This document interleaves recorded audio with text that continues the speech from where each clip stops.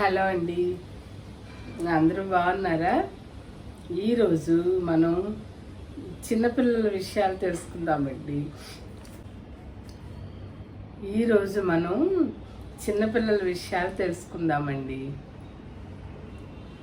అది ఏంటంటే పసిపిల్లల్ని మనం ఏం చేస్తాం, ముద్దొచ్చేస్తారని అంటే తల్లిదండ్రులు అయినా అమ్మమ్మ తాతయ్యలు నానమ్మ తాతయ్యలు పదే పదే బుగ్గల మీద ముద్దు పెట్టుకోవాలని చూస్తాం కదా. కానీ అలా చేయడం చాలా ఆరోగ్యానికి చాలా కష్టం, మంచిది కాదు అని చెప్తున్నారండి. మన లాలాజలం పిల్లల బుగ్గల మీద అంటి వాళ్ళకి ఇన్ఫెక్షన్స్ వస్తాయట. అందుకని పిల్లల్ని ముద్దు చేయాలి అని చూసినప్పుడు బుగ్గల మీద పదే పదే ముద్దులు పెట్టకూడదని చెప్తున్నారండి.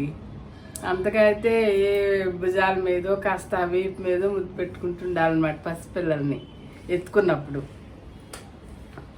లేకపోతే వాళ్ళకి ఇన్ఫెక్షన్స్ వచ్చేస్తాయట. అలాగే మనం ఇంకొక పని ఏం చేస్తామంటే, కొంచెం పిల్లలకి కాస్త గోరువెచ్చగా పాలు చేసినప్పుడు కొంచెం ఎక్కువ వేడైనాయి అనుకోండి, అంటే పోత పాలు పట్టేటప్పుడు అది కొంచెం గోరువెచ్చగా పడతాం కదా, కొద్దిగా ఎక్కువ వేడైతే నోటితో ఊతుంటారు కొంతమంది. అస్సలు అలా ఊదకూడదంటండి. నోటితో ఊదితే కూడా ఆ లాలాజలం మనది గాల్లో వచ్చి ఆ పాలల్లో పడి అది పాల ద్వారా పిల్లలకి వెళ్ళిపోతుందట. ఏమన్నా పెద్దవాళ్ళకి ఇన్ఫెక్షన్స్ ఉన్నా తల్లిదండ్రులకు కానీ అమ్మమ్మ తాతయ్యలకు కానీ ఎవరికైనా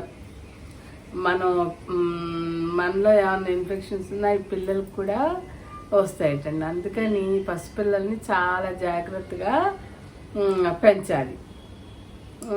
మామూలుగా అలవాటు చొప్పున ఉఫ్ అని ఊదేస్తాం కదా వేడిగా పాలని, అలా చేయకూడదని చెప్తున్నారు. అలాగే మనం రోజువారీ కాసే పాలు కూడా పొంగుతుంటే చాలామంది ఫుఫ్ అని ఊదేస్తారండి. అస్సలు ఒక గరిటెన్న పెట్టుకోవాలి, లేదంటే కొంచెం నీళ్లు జల్లేసిన పొంగు ఆగిపోతుంది కదా. నేనైతే గరిటె పెట్టేస్తా, ఇట్లా గిన్నె మీద అడ్డంగా పెట్టేసినా లోపల వేసినా పెద్దగా పొంగవండి పాలు. అలా కూడా పాలు పొంగుతాయని కూడా ఊదకూడదట. ఇప్పుడు కోవిడ్ వచ్చి తగ్గిన తర్వాత ఇంకా మరీ ఘోరం అయిపోయింది కదా, ప్రతిదానికి భయపడాల్సి వస్తుంది. ఇదివరకు రోజుల్లో ఏదో చేస్తాం కానీ ఇప్పుడు అన్నిటికీ భయపడాల్సి వస్తుంది కదండి. చాలా జాగ్రత్తగా ఉండాలి. పసిపిల్లల దగ్గర అయితే చాలా చాలా జాగ్రత్తగా ఉండాలి కదా. మరి అది చెప్దామని చేశానండి. ఇంకా కొన్ని ఉంటాయి. మా పిల్లల్ని ఇలా ముద్దు పెట్టుకున్నప్పుడు మా పిల్లలు చిన్నప్పుడు కూడా మా నాన్నగారు అయితే ఆ పిల్లల్ని బుగ్గల మీద ముద్దు పెట్టకండి అమ్మా, పిల్లలకి ర్యాష్ వచ్చేస్తుంది, బుగ్గల మీద ర్యాష్ వచ్చేస్తుంది అని చెప్పేవాడు. ముద్దు పెట్టుకోవడం చూసారంటే ఊరుకునేవాడు కాదు ఆయన కూడా. అంటే అంత అప్పటి నుంచి వాళ్ళకి కూడా కొంచెం అలర్ట్గానే ఉండేవాళ్ళు అన్నమాట. అది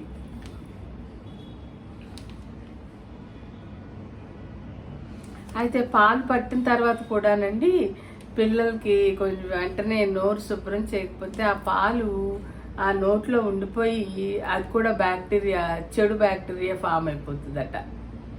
కొంచెం మంచినీళ్ళు తాగే వయసు వచ్చిన పిల్లలు అయితే కాస్త నీళ్ళు పట్టించడము, లేకపోతే పుక్కు నుంచి ఊసే వయసు వచ్చేస్తే వాళ్ళని అలా పుక్కు నుంచి ఊయమండమో చేయాలంటండి.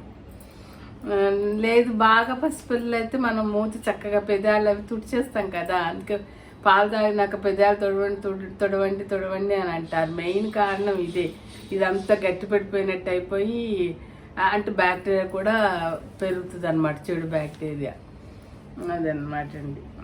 అయితే పిల్లలకి 6 నెలలు దాటిన తర్వాత పళ్ళు రావడం మొదలు పెడతాయంటండి. 2.5 ఏళ్లలోపు పూర్తిగా వచ్చేస్తాయి పళ్ళు.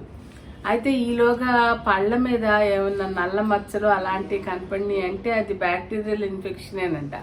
మనం డాక్టర్ గారికి తప్పకుండా చూపించాలంటండి. అలాంటి మచ్చలు వస్తే ఏదో మళ్ళీ అవి ఊడిపోతాయి కదా పళ్ళు అన్నట్టు ఊరుకుంటే ఆ ఇన్ఫెక్షన్ ఇంకా లోపలికి వెళ్ళిపోయి అనారోగ్యం కలుగుతుందట. అందుకని దంతాల మీద పళ్ళ మీద నల్ల మచ్చలు వస్తే మాత్రం వెంటనే డెంటిస్ట్ని కలవాలంటండి.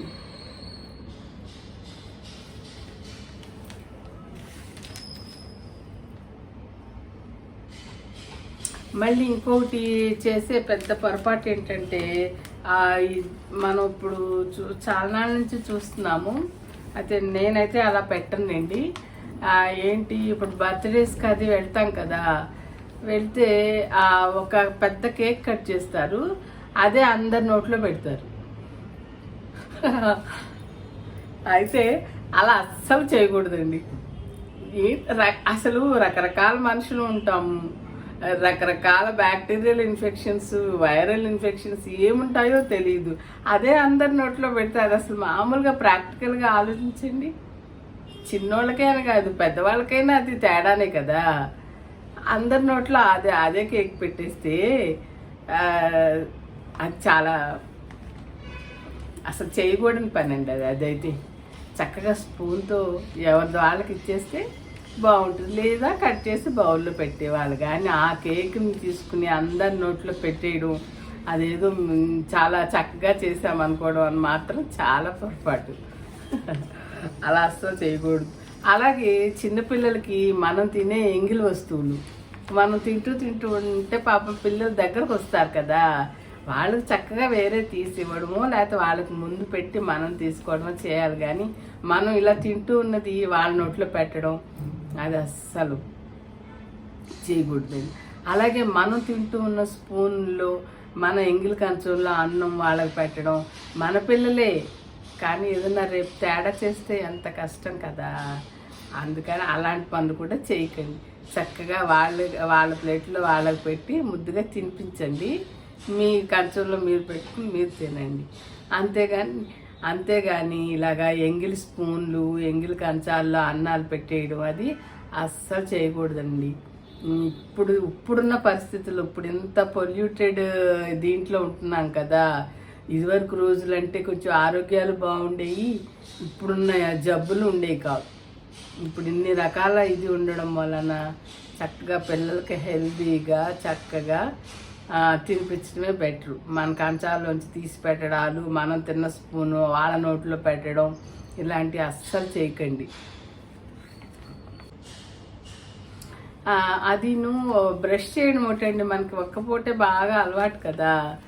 2 పూట్ల బ్రష్ చేయించడం అలవాటు చేసేస్తే పిల్లలు ఇంకా అది రెగ్యులర్గా చేసేసుకుంటారు కదా, దంతాలకు ఏ ప్రాబ్లము ఉండదట. పెద్దవాళ్ళని కూడా మనం అలవాటు చేసుకోవాలి. పిల్లలకి చిన్నప్పటి నుండి అలవాటు చేసేస్తే వాళ్ళు ఇంకా రెగ్యులర్గా ఇలాగే చేయాలి కాబోలు 2 పూట్ల అనుకుని చేసేసుకుంటారు, బ్రష్ చేసేసుకుంటారు కదా. ఇది కూడా చాలా ఇంపార్టెంట్ అండి. దంతాలు బాగుంటేనే లోపల ఆరోగ్యం కూడా బాగుంటుందని అంటున్నారు కదా అప్పుడు.